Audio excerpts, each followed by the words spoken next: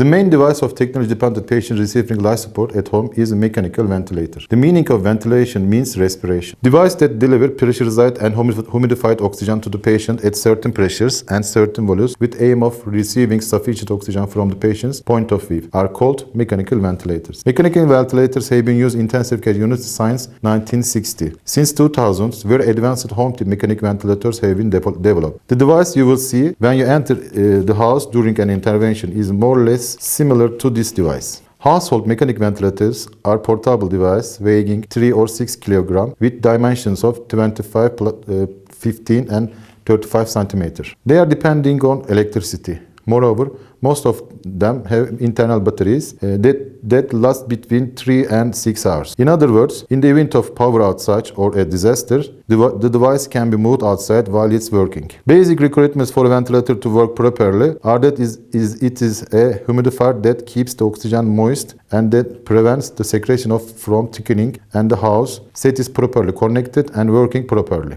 No matter how good your ventilation is, if your humidifier is not working, or your house set is not working, or if there is a tear, crash, bend or kink in your house set, it means that you will not be able to ventilate and give the patient enough oxygen. Therefore, if you are going to evacuate the patient without separating the medical ventilator from the patient, you need to make sure that device, hose and humidifier are working properly. If you are in an emergency situation and you have a shortage of time, you can disconnect the patient from the humidifier, connect the white hose of the ventilator to its own unit and carry it in that way, and at the end you can reattach to a new humidifier air site. The most important thing is to make sure that end of the house the patient track is connected correctly and that the oxygen to the patient goes correctly and that the volume measured by the pulse oximeter is constantly monitored. On the ventilator, there is a prescription for each patient prepared within the scope of this project, showing the pressures, volumes and durations. This individualized prescription, which is one of the things we have planned within the scope of this project, will be visible on the patient's device set. Even if there is a malfunction in your device, you can continue to keep the patient alive by reinstalling the device with that prescription when you go out. I would like to mention a few points that emergency personnel should pay attention in order to understand that